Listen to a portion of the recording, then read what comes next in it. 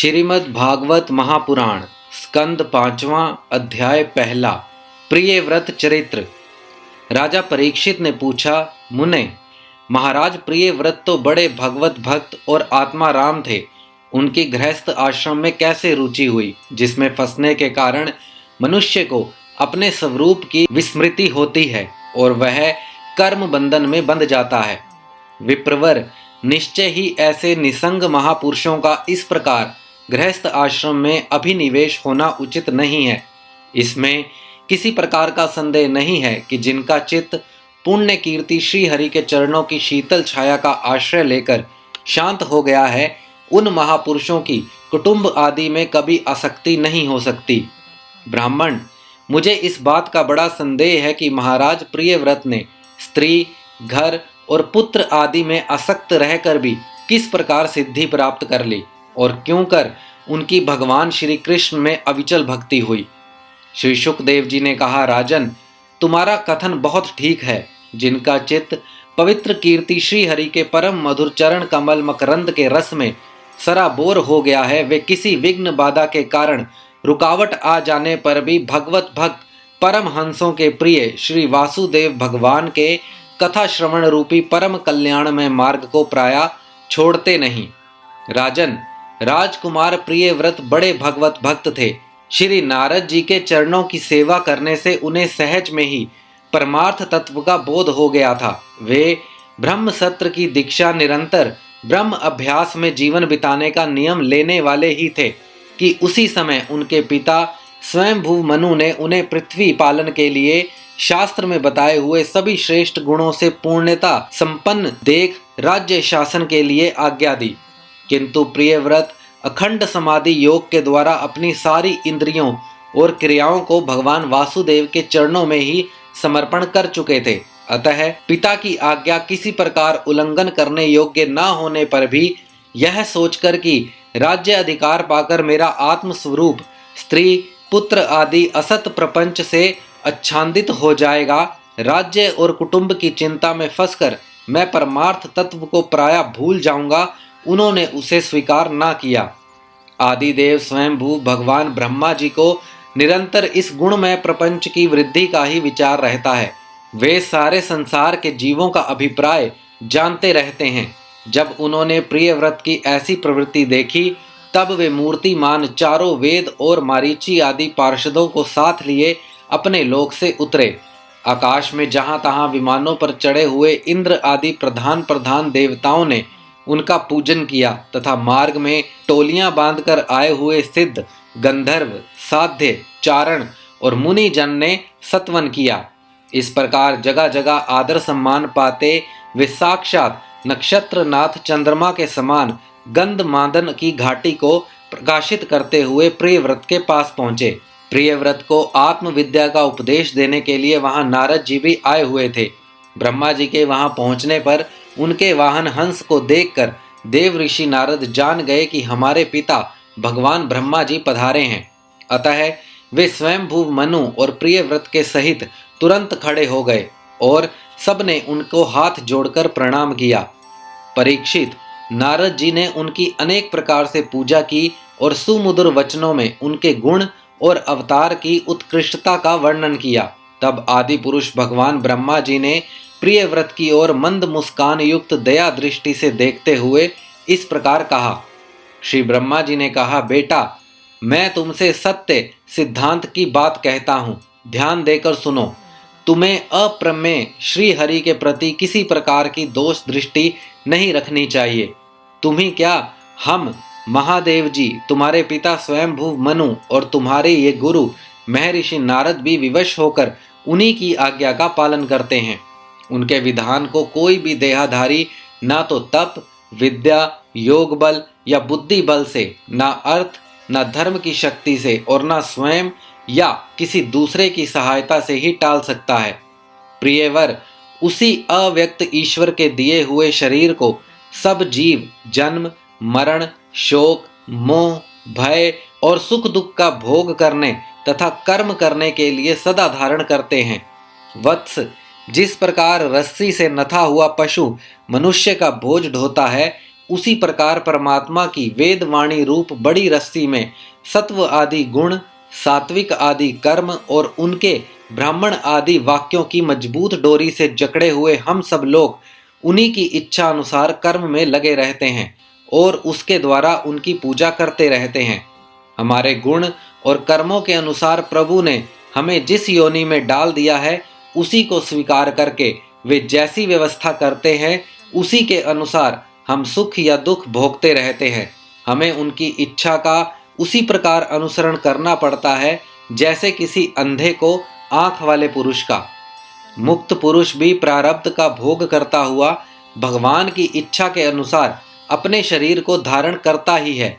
ठीक वैसे ही जैसे मनुष्य की निद्रा टूट जाने पर भी स्वप्न में अनुभव किए हुए पदार्थों का स्मरण होता है, इस अवस्था में भी उसको अभिमान नहीं होता और विषय वासना के जिन संस्कारों के कारण दूसरा जन्म होता है, उन्हें वह स्वीकार नहीं करता।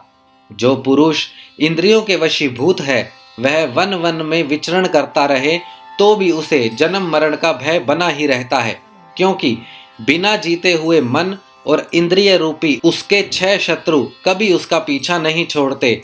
जो बुद्धिमान पुरुष इंद्रियों को जीतकर अपनी आत्मा में ही रमण करता है, उसका गृहस्थ आश्रम भी क्या बिगाड़ सकता है। जिसे इन 6 शत्रुओं को जीतने की इच्छा हो, वह पहले घर में रहकर ही उनका अत्यंत निरोध करते हुए उन्हें वश में करने का प्रयत्न करे। किले में सुरक्षित रहकर लड़ने वाला राजा अपने प्रबल शत्रुओं को भी जीत लेता है। फिर जब इन शत्रुओं का बल अत्यंत क्षीण हो जाए, तब विद्वान पुरुष इच्छा अनुसार विचर सकता है। तुम यद्यपि श्री कमलनाथ भगवान के चरण कमल की कली रूप किले के आश्रित रहकर इन 6 शत्रुओं को जीत चुके हो, तो भी पहले उन पुराण पुरुष के दिए हुए भोगों को भोगो, उसके बाद निसंग होकर अपने आत्म स्वरूप में स्थित हो जाना। श्री शुकदेव जी कहते हैं, जब त्रिलोकी के गुरु श्री ब्रह्मा जी ने इस प्रकार कहा, तो परम भागवत प्रिय व्रत ने छोटे होने के कारण नम्रता से सिर झुका लिया और जो आज्ञा ऐसा कहकर बड़े आदर पूर्वक उनका आदेश शिरोधार्य किया।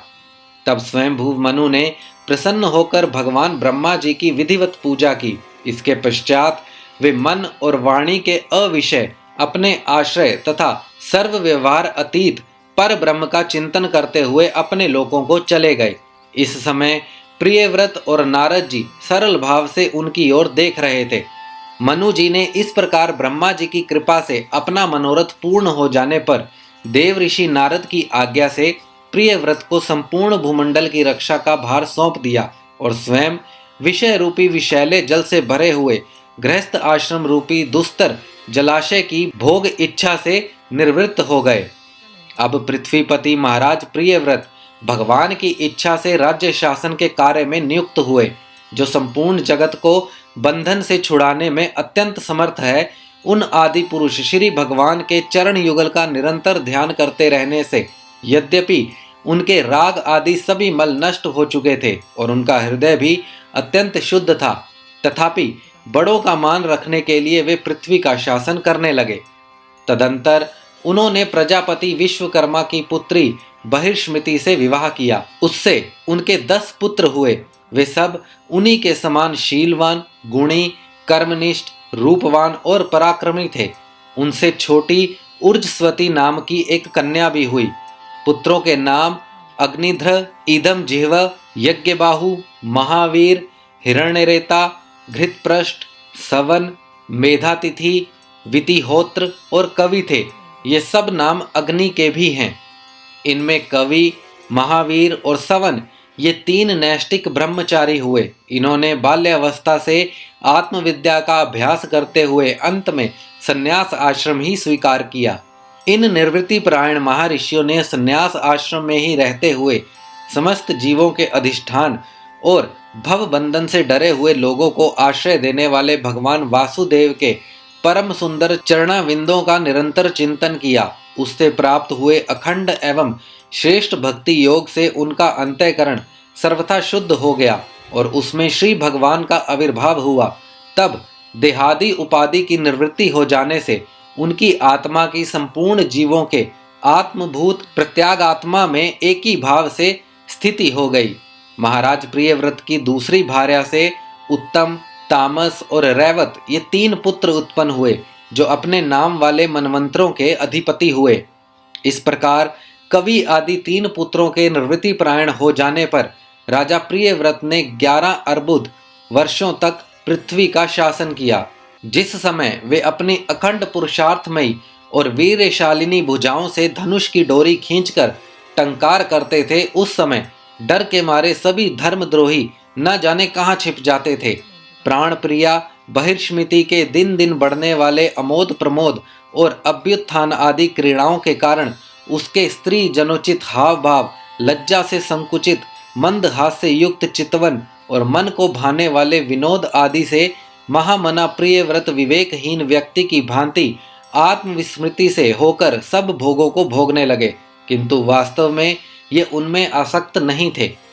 एक बार इन्होंने जब यह देखा कि भगवान सूर्य समेरु की परिक्रमा करते हुए लोकालोक पर्यंत पृथ्वी के जितने भाग को आलोकित करते हैं, उसमें से आधा ही प्रकाश में रहता है और आधे में अंधकार छाया रहता है, तो उन्होंने इसे पसंद नहीं किया।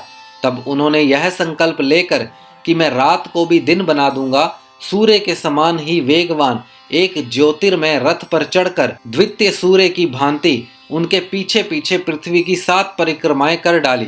भगवान की उपासना से इनका अलौकिक प्रभाव बहुत बढ़ गया था। उस समय इनके रथ के पहियों से जो लीकें बनी, वे ही 7 समुद्र हुए।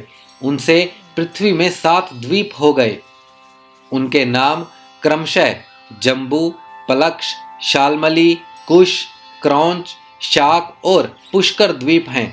इनमें से पहले पहले की अपेक्षा आगे आगे के द्वीप का परिमाण दूना है और ये समुद्र के बाहरी भाग में पृथ्वी के चारों ओर फैले हुए हैं। 7 समुद्र क्रमशः खारे जल, ईख के रस, मदिरा, घी, दूध, मट्ठे और मीठे जल से भरे हुए हैं। ये 7 द्वीपों की खाइयों के समान हैं और परिणाम में अपने भीतर वाले द्वीप के बराबर हैं। इनमें से एक एक क्रमशः अलग अलग 7 द्वीपों को बाहर से घेर कर स्थित है। बहिर्ष्मति पति महाराज प्रियव्रत ने अपने अनुगत पुत्र अग्निर्द, इद्यजीव, यज्ञबाहु, हिरण्यरेता, घृतपृष्ठ, मेघातिथि और वतिहोत्र में से क्रमशः एक एक को उक्त जम्बू आदि द्वीपों में से एक एक का राजा बनाया। उन्होंने अपनी कन्या उर्जस्वती का विवाह शुक्राचार्य जी से किया। उसी से शुक्र कन्या देवयानी का जन्म हुआ। राजन, जिन्होंने भगवत चरण विंदों की रज के प्रभाव से शरीर के भूख प्यास, शोक मोह और जरा मृत्यु इन 6 गुणों को अथवा मन के सहित 6 इंद्रियों को जीत लिया है, उन भगवत भक्तों का ऐसा पुरुषार्थ होना कोई आश्चर्य की बात नहीं है, क्योंकि वर्ण बहिष्कृत चांडाल आदि नीच योनि का पुरुष भी भगवान के नाम का केवल एक बार उच्चारण करने से तत्काल संसार बंधन से मुक्त हो जाता है।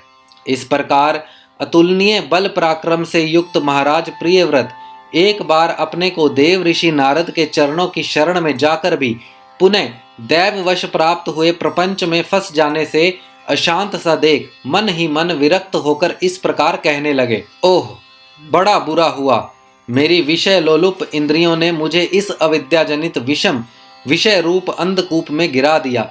बस बस बहुत हो लिया। हाय, मैं तो स्त्री का क्रीड़ा मृग ही बन गया। उसने मुझे बंदर की भांति नचाया। मुझे धिक्कार है, धिक्कार है। इस प्रकार उन्होंने अपने को बहुत कुछ बुरा भला कहा। परम आराध्य श्री हरि की कृपा से उनकी विवेक वृत्ति जागृत हो गई। उन्होंने यह सारी पृथ्वी यथा योग्य अपने अनुगत पुत्रों को बांट दी और जिसके साथ उन्होंने तरह तरह के भोग भोगे थे, उस अपनी राज रानी को साम्राज्य लक्ष्मी के सहित मृत देह के समान छोड़ दिया तथा हृदय में वैराग्य धारण कर भगवान की लीलाओं का चिंतन करते हुए उसके प्रभाव से श्री नारद जी के बतलाए हुए मार्ग का पुनः अनुसरण करने लगे। महाराज प्रियव्रत के विषय में निम्नलिखित लोकोक्तियां प्रसिद्ध हैं। राजा प्रियव्रत ने जो कर्म किए उन्हें सर्वशक्तिमान ईश्वर के सिवा और कौन कर सकता है। उन्होंने रात्रि के अंधकार को मिटाने का प्रयत्न करते हुए अपने रथ के पहिए से बनी हुई लीकों से ही 7 समुद्र बना दिए। प्राणियों के सभीते के लिए द्वीपों के द्वारा पृथ्वी के विभाग किए और प्रत्येक द्वीप में अलग अलग नदी, पर्वत और वन आदि से उसकी सीमा निश्चित कर दी। वे भगवत भक्त नारद आदि के प्रेमी भक्त थे। उन्होंने पाताल लोक के, देवलोक के, मृत्यु लोक के तथा कर्म और योग की शक्ति से प्राप्त हुए ऐश्वर्य को भी नरक तुल्य समझा था। श्रीमद् भागवत महापुराण स्कंद 5वां अध्याय 1 समाप्त।